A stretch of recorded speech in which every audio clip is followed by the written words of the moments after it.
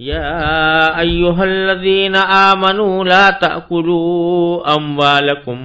بينكم بالباطل إلا أن تكون تجارة عن تراض منكم ولا تقتلوا أنفسكم إن الله كان بكم رحيما ومن يفعل ذلك عدوانا وظلما فسوف نصليه نارا وَكَانَ ذَلِكَ عَلَى اللَّهِ يَسِيرًا۔ ان آیات کا ترجمہ یہ ہے، اے ایمان والو، آپس میں ایک دوسرے کے مال ناحق طریقے سے نہ کھاؤ، الا یہ کہ کوئی تجارت باہمی رضامندی سے وجود میں آئی ہو، اور اپنے آپ کو قتل نہ کرو، یقین جانو اللہ تم پر بہت مہربان ہے۔ اور جو شخص زیادتی اور ظلم کے طور پر ایسا کرے گا تو ہم اس کو آگ میں داخل کریں گے، اور یہ بات اللہ کے لیے بالکل آسان ہے۔ جیسا کہ سورہ نساء کے شروع میں عرض کیا گیا تھا، اس سورت کا بیشتر حصہ مسلمان معاشرے کی اصلاح کے احکام پر مشتمل ہے، اور اصلاح معاشرہ کے لیے جو مختلف ضروری ہدایات ہیں اللہ تبارک و تعالی نے سورہ نساء میں وہ عطا فرمائی ہے، اور ان چیزوں سے بچنے کی تلقین فرمائی ہے جو معاشرے کی فضا کو مکدر کرتے ہیں یا اس میں فتنہ اور فساد پھیلاتے ہیں۔ چنانچہ اس سلسلے میں پچھلی آیات میں خاندانی نظام سے متعلق کچھ ضروری ہدایات عطا فرمائی گئی تھی۔ انسان کے معاشرے میں فساد پھیلانے والی دوسری بڑی چیز وہ اس کے مال ہوتے ہیں، مال جائیداد، یعنی بسا اوقات معاشرے میں فساد پھیلتا ہے مال کی وجہ سے، مال کی حرص کی وجہ سے، مال کو ناجائز طریقے سے حاصل کرنے کی فکر کی وجہ سے۔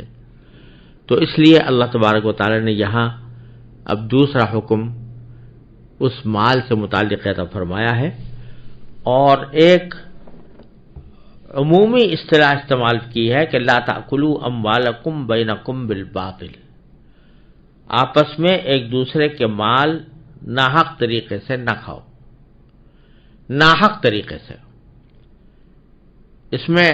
ساری وہ صورتیں آ گئی جو کسی کے مال ناجائز طریقے پر حاصل کرنے کی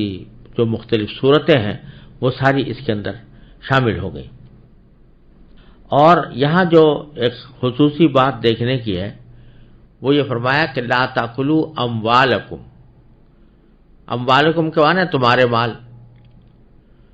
تو اپنے مال نہ کھاؤ یا تمہارے مال نہ کھاؤ، بظاہر تو اس کے معنی یہ ہوتے ہیں کہ خود اپنا مال آدمی نہ کھائے، لیکن در حقیقت محاورے کے لحاظ سے مراد یہ ہے کہ دوسرا کا مال نہ کھاؤ۔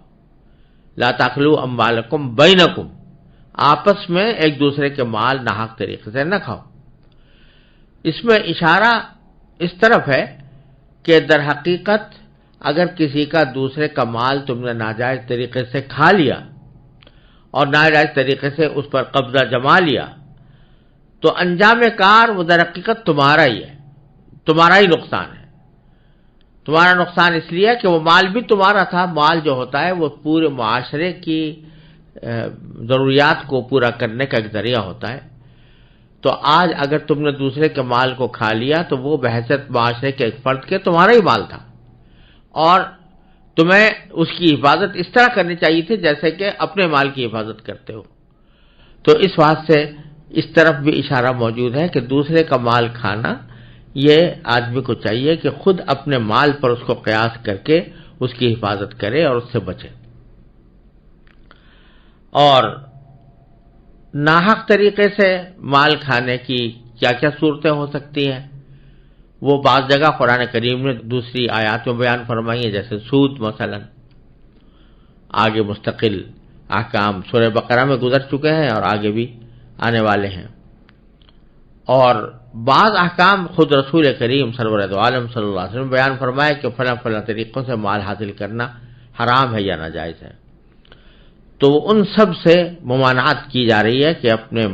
آپس میں ایک دوسرے کے مال ناحق طریقے سے نہ کھاؤ. اس میں چوری بھی داخل ہے، اس میں غصب بھی داخل ہے، زبردستی کر کے کسی کا مال چھین لینا بھی داخل ہے، اور ناجائز عقود یا ناجائز معاہدات،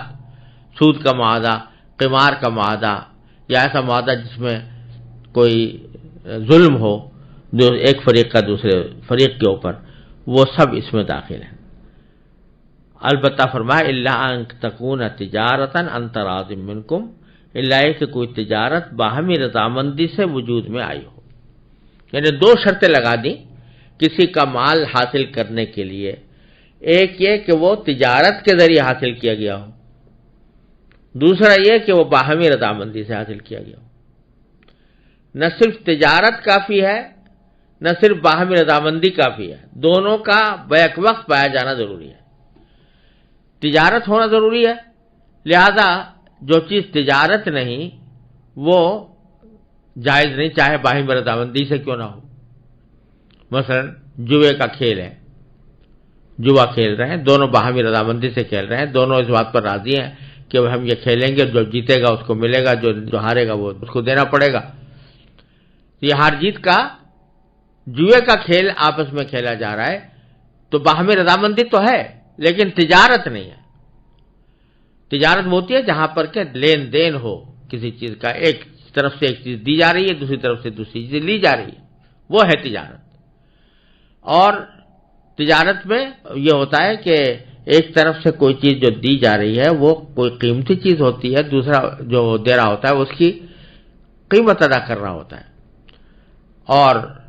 جو چیز کے ایسی اس صورتحال پر مشتمل نہ ہو وہ تجارت کہلانے کی مستحق نہیں. سود ہو، جوا ہو، سٹا ہو، وہ سب اسی قسم میں داخل ہیں کہ تجارت نہیں ہے، چاہے باہمی رضامندی ہو. اور باہمی رضامندی ہو، صرف باہمی رضامندی بھی کافی نہیں جب تک کہ تجارت نہ ہو، اور صرف تجارت بھی کافی نہیں جب تک کہ باہمی رضامندی نہ ہو. یعنی بیع تو ہو گئی لیکن کسی نے شرما شرمی کر لی، کسی کے دباؤ میں آ کر لی، دل نہیں چاہ رہا تھا کہ میں یہ چیز دوسرے کو بیچوں، لیکن اس نے کسی دباؤ میں آ کر کہ مثلا کسی کی سفارش آ گئی تھی کہ اس کو بیچ دو، اب دل تو اندر سے نہیں چاہ رہا تھا لیکن بیچ دیا. یا یہ کہ کوئی شخص سر پہ سوار ہو گیا کہ مجھے کم قیمت میں دو، اب اس کا دل تو نہیں چاہ رہا تھا کہ کم قیمت میں دیتا، لیکن سوچا کہ اس بلا کو سر سے ٹالنے کے لیے کیا کروں، یہ بلا مسلط ہو گئی ہے، یہ میرا پیچھا نہیں چھوڑ رہا، لہذا کم قیمت پر بیچ دیا. تو حقیقی رضامندی نہیں پائی گئی. جب حقیقی رضامندی نہ پائی جائے تو پھر وہ چاہے تجارت ہی کیوں نہ ہو، بیع بھی صحیح ہو رہی ہو، اجارہ ہو رہا ہو، جو عقود صحیح ہیں ان میں سے کوئی عقد انجام دیا جا رہا ہو، لیکن اگر باہمی رضامندی نہیں ہے تو پھر وہ تجارت وہ بھی جائز نہیں. اسی لیے فقہاء کرام نے فرمایا کہ مضطر کی بیع یا مکرہ کی بیع یہ مکروہ ہے اگر ثمن مثل سے زیادہ ہو. یعنی بازاری قیمت سے کسی کے اوپر زبردستی کی اور اس نے زبردستی کوئی چیز بیچ دی اپنی، اور وہ بازاری قیمت سے کم پر بیچ دی. یا یہ کہ کوئی شخص تھا بیچارہ، وہ بھوک سے بےتاب ہو رہا تھا اور اس کے پاس کچھ تھا نہیں، اس نے مضطر ہونے کی حالت میں اپنی کوئی چیز سستے داموں اس طرح بیچ دی کہ جو بازار کی قیمت سے بہت زیادہ کم تھی. تو ایسی صورت میں جو اس کی اصل قیمت ہے اس کو حاصل کرنے کا پورا حق حاصل ہے. وہ اگر اس طرح کم قیمت پر کوئی شخص لے لے گا تو وہ ترازی نہیں ہے، حقیقت میں آپس کی رضامندی نہیں ہے، اس واسطے وہ تجارت ہونے کے باوجود ناجائز ہے. اسی سے یہ بات معلوم ہوئی کہ بعض اوقات لوگ خریداری کے وقت میں کسی بیچنے والے پر اتنا دباؤ ڈالتے ہیں کم کرانے کا کہ جس سے وہ آخر میں زچ ہو کر بیچ چھوڑ دیتا ہے، اندر سے اس کا دل نہیں چاہ رہا ہوتا. یہ بات کسی کے لیے جائز نہیں ہے کہ وہ اس طرح کرے. نبی کریم صلی اللہ علیہ وسلم کا ارشاد ہے کہ لا یحل مال امرئ مسلم الا بطیب نفس منہ، کسی مسلمان کا مال حلال نہیں ہوتا جب تک کہ اس کی طیب نفس نہ ہو، یعنی خوش دلی نہ ہو، خوش دلی سے نہ دے رہا ہو۔ پھر آگے فرمایا وَلَا تَقْتُلُوا أَنفُسَكُمْ۔ یہ جملہ بہت مختصر ہے اور اس کے ظاہری معنی یہ ہے کہ تم ایک دوسرے کو قتل نہ کرو، قتل کی ممانعت کی جا رہی ہے۔ اور یہاں پر بھی وہی بات ہے کہ تعبیر یہ اختیار کی گئی ہے کہ لا تقتلوا انفسکم، تم اپنے آپ کو قتل نہ کرو۔ اب مراد یہاں پر خودکشی کی ممانعت نہیں، خودکشی کی ممانعت کے لیے دوسری آیات موجود ہیں، بظاہر اس سے مراد خودکشی کی ممانعت نہیں ہے، بلکہ بتلانا یہ مقصود ہے کہ کسی دوسرے کو قتل کرنا یہ ایسا ہی جیسے اپنے آپ کو قتل کر لیا، کیونکہ وہ بھی انسان ہے، تم بھی انسان ہو، اور تم اگر قتل کرو گے کسی دوسرے کو تو اس کا انجام یہ ہوگا کہ لوگوں میں قتل کی برائی رفتہ رفتہ کم ہوتی جائے گی اور لوگوں کے اندر سے قتل کے جرم کی سنگینی لوگوں کے دلوں سے مٹتی جائے گی۔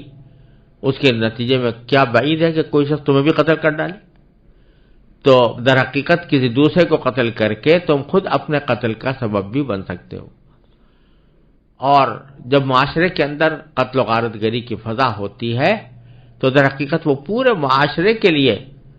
ایک موت کے سے کم نہیں ہے، اس لیے یہ تعبیر اختیار فرمائی گئی ہے۔ تو اس سے ایک معنی تو اس کے یہ ہے کہ قتل نہ کرو کسی کو، قتل کی ممانعت ہے۔ دوسرے اس کے معنی یہ بھی ہو سکتے ہیں کہ یہاں پر قتل سے مراد در حقیقت جسمانی قتل نہیں ہے بلکہ روحانی قتل ہے، اور نتائج اور معیشت اور معاشرت کے لحاظ سے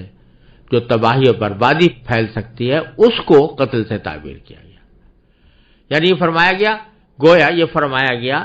کہ تم آپس میں ایک دوسرے کے مال ناحق طریقے سے نہ کھاؤ، اور صرف تجارت کے ذریعے مال حاصل کرو، وہ تجارت جو باہمی رضامندی سے ہوئی ہو۔ اس کے خلاف کوئی اور طریقہ اختیار کرو گے تو یہ بالآخر معاشرے کی تباہی پر منتج ہوگا۔ وہ در حقیقت ایسا کام کرنا خود اپنے آپ کو قتل کرنے کے مرادف ہے۔ مثلا جیسے سود ہے، اگر سود کا لین دین عام ہو جائے، پھیل جائے، تو اس کے نتائج بد صرف دو فریقوں پر تک کی حد تک محدود نہیں رہتے کہ انہوں نے دو آپس میں سود لیا یا دیا، بلکہ اس کے نتائج بد پورے معاشرے کو بھگتنے پڑتے ہیں۔ میں نے اپنی متعدد تالیفات میں سود سے معاشرے کے اندر جو فساد پھیلتا ہے اور خود معیشت کو جو نقصان پہنچتا ہے اس کی تفصیل بیان کی ہے، اور بہت سے ماہرین معاشیات اس بات کے قائل ہیں کہ سود کی وجہ سے معاشی عدم استحکام اور معاشی نقصانات کا ایک سیلاب ہے جو سود کی وجہ سے آتا ہے، اور اس کے نتیجے میں پورے معاشرے کو تباہی اور بربادی کا سامنا کرنا پڑتا ہے۔ تو عین ممکن ہے کہ یہاں اللہ تبارک و تعالی نے لا تقتلوا انفسکم فرما کر ان تمام برے نتائج کی طرف انسان کو متوجہ فرمایا ہو۔ ان اللہ کان بکم رحیما، پھر فرمایا کہ اللہ تعالیٰ بے شک تمہارے اوپر بہت رحم کرنے والا ہے۔ تو ہم نے جو کچھ حکم تمہیں دیا ہے، چاہے وہ مال سے متعلق ہو یا نکاح سے متعلق ہو یا اولاد سے متعلق ہو، اس کا مقصد سوائے تم پر رحم کرنے کے کچھ اور نہیں۔ اللہ تعالیٰ چاہتے ہیں کہ تم پر رحم کر کے تمہیں صحیح راستے پر رکھیں تاکہ تمہاری دنیا و آخرت درست ہو۔ تو اس واسطے اللہ تعالیٰ کا ہر حکم اور ہر ہدایت وہ در حقیقت اللہ تعالیٰ کی رحمت پر مبنی ہے۔